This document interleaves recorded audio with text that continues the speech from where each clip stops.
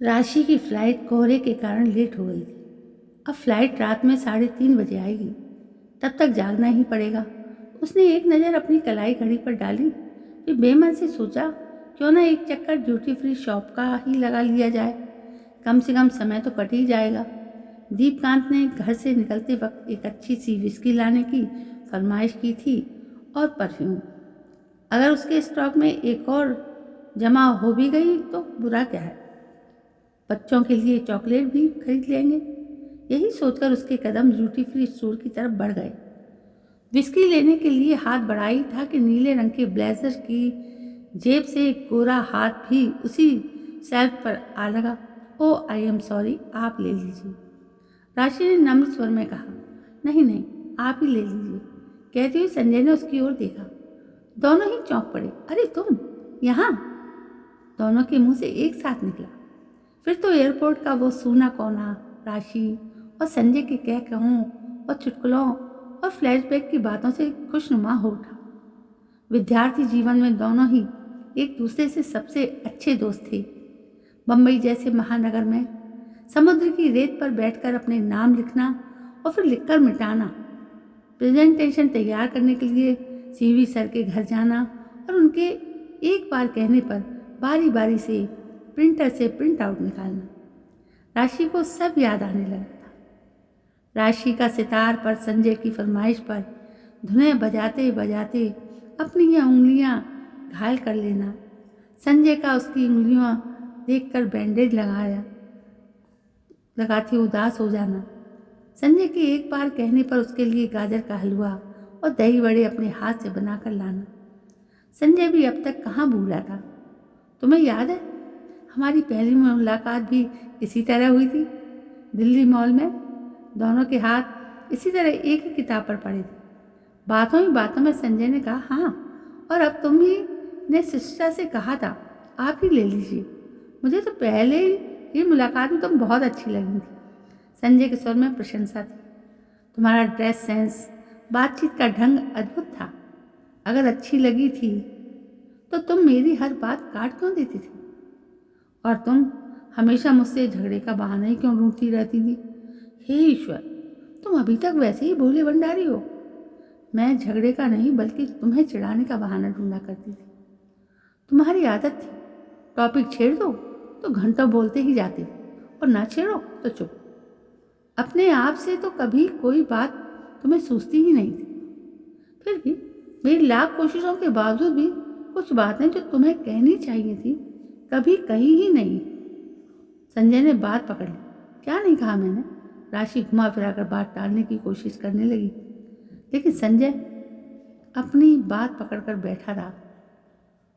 जिस लड़की को उसने अपने दिल में बैठा कर रखा, मान सम्मान दिया, वो उसे भोला भंडारी कैसे कह रही? तुमने कई बार कहा था कि तुम अकेले में कुछ कहना चाहते हो, पर हम जब भी अकेले में मिले तुमने कभी कुछ नहीं कहा। उधर संजय के मन में उत्सुकता अभी भी बनी हुई थी। क्या कहता मैं? याद है जब तुम्हें कोविड हुआ था, सारी सारी रात जागकर तुम्हारे पेपर मैं ही तैयार करता था। नारियल पानी और दूसरे फल और खाने का सामान माँ से झूठ बोलकर मुंह अंधेरे ही तुम्हारे घर तक पहुंच कर भी आता था, क्योंकि उसके बाद तो पुलिस की गश्त शुरू हो जाती थी। याद है तुम हमेशा कहा करती थी कि तुम किसी सरकारी कर्मचारी से ही शादी करोगी, और तब मैंने सरकारी प्रतियोगिताओं की भी तैयारी करना शुरू कर दी। बहुत सी बातें कहने के बाद वो बोला, बहुत सी बातें कहने की नहीं समझने की होती हैं। अगर मैंने नहीं कहा तो तुम ही कह देती। Madam intelligent. इतना सब सुनकर राशि भी खुद को रोक नहीं सकी थी। बोली, हैरानी तो इस बात की है संजय कि हर विषय पर आत्मविश्वास के साथ बोलने वाला इतनी बड़ी कंपनी का सीईओ एक लड़की के हाव भाव और आंखों की भाषा नहीं पढ़ सका। कहने की कोशिश तो मैंने भी बहुत की थी, बहुत बार कोशिश की थी। खुलकर कैसे कहती, आखिर लड़की ही तो थी। मैं हर क्षेत्र में बराबरी का दावा करने में तो तुम औरतें एक पल का समय भी नहीं लगाती, और प्यार का इजहार करना हो तो संजय ने चिढ़कर कहा, दोनों की आंखें इस समय बोल रही थी, मगर शब्द थे कि जुबान पर आते आते ही रुक जाते थे। आज पहली बार दोनों को पता चला कि जिसे दिलो जान से चाहा, उनका वो पहला प्यार भी उन्हें ही प्यार करता था। वो दोनों हैरान थे, लेकिन खुश भी थे और दुखी भी थे। उसके बाद बहुत देर तक मौन मुखर रहा।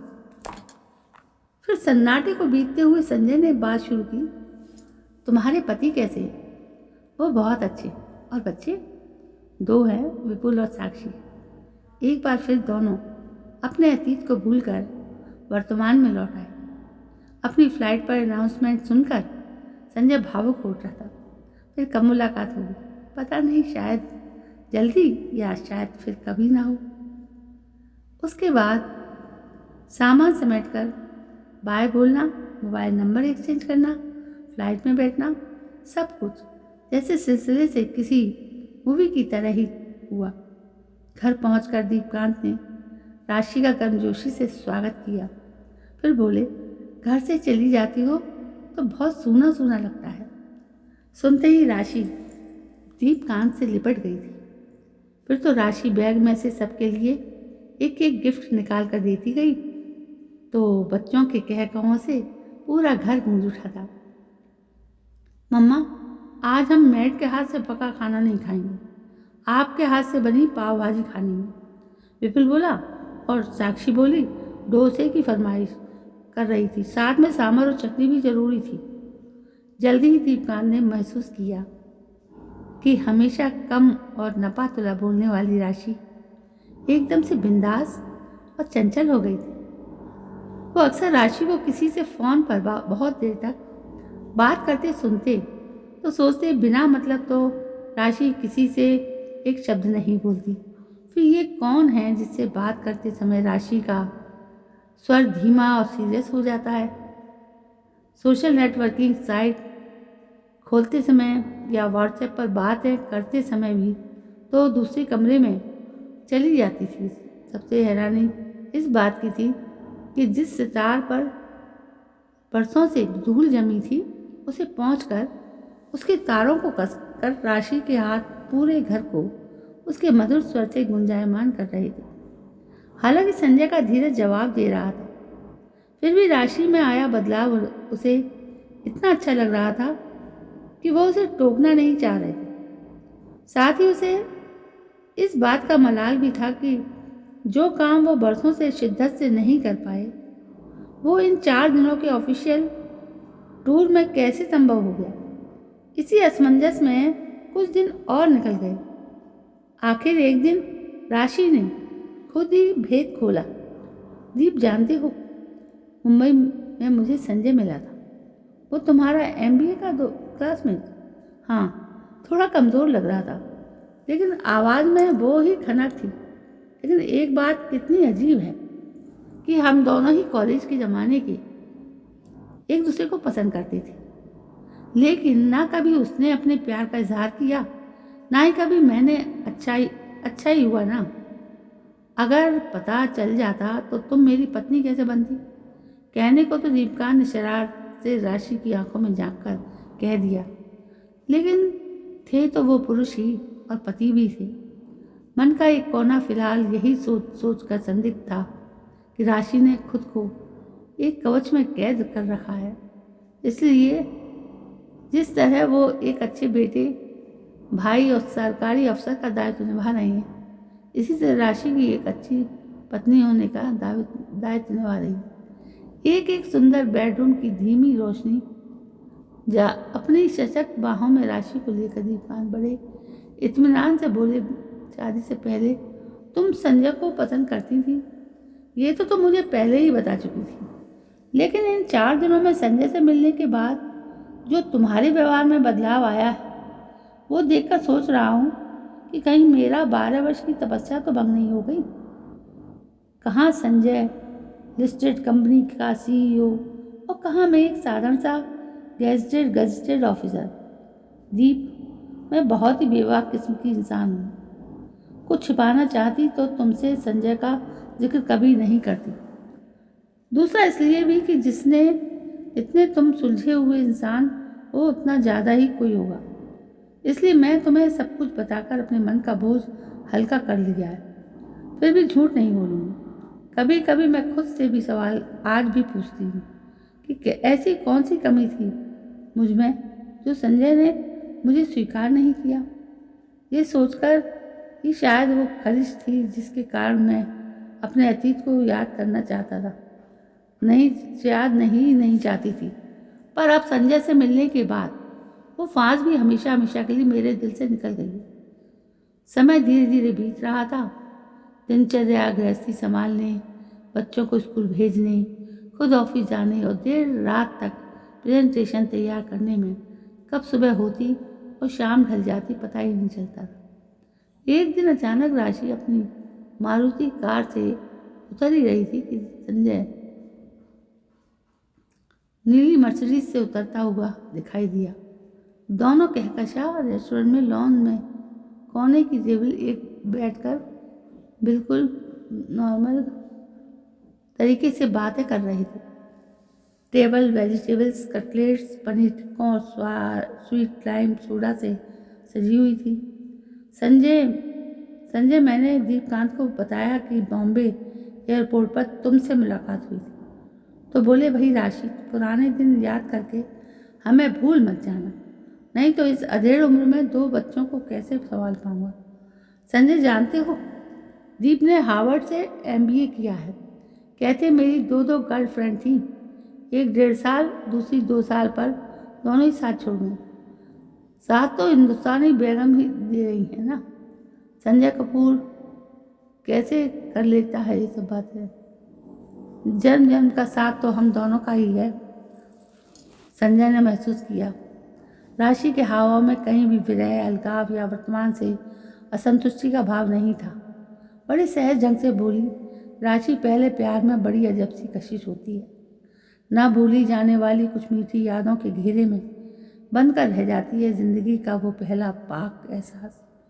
तुमने और मैंने अपने वैवाहिक जीवन के साथ समझौता करके बड़े ही समझदारी से काम लिया है। अपने जीवन साथी को अपने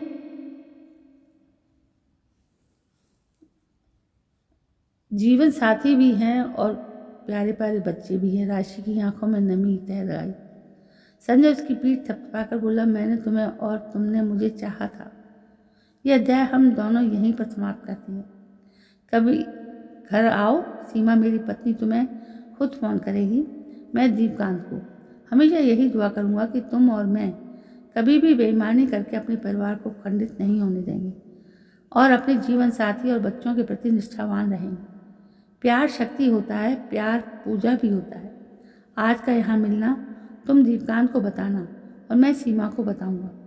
अब जब भी मिलेंगे सब इकट्ठे ही मिलेंगे। मन को साफ रखेंगे, बिल्कुल दर्पण की तरह। दर्पण कभी झूठ नहीं बोलता। और दोनों गाड़ियाँ लगभग एक साथ स्टार्ट हुई थी और प्रेमी नहीं 2 मित्र अपने अपने घर की तरफ जा रहे थे। तो दोस्तों, ये थी एक कहानी बहुत ही प्यारी सी। तो शायद आपको अच्छी लगी होगी। यदि अच्छी लगी हो तो लाइक, शेयर, कमेंट जरूर करिए और मेरे चैनल को सब्सक्राइब करना ना भूलें। कल मैं फिर हाजिर होती हूँ एक नई कहानी को लेकर। तब तक के लिए जय हिंद, वंदे मातरम।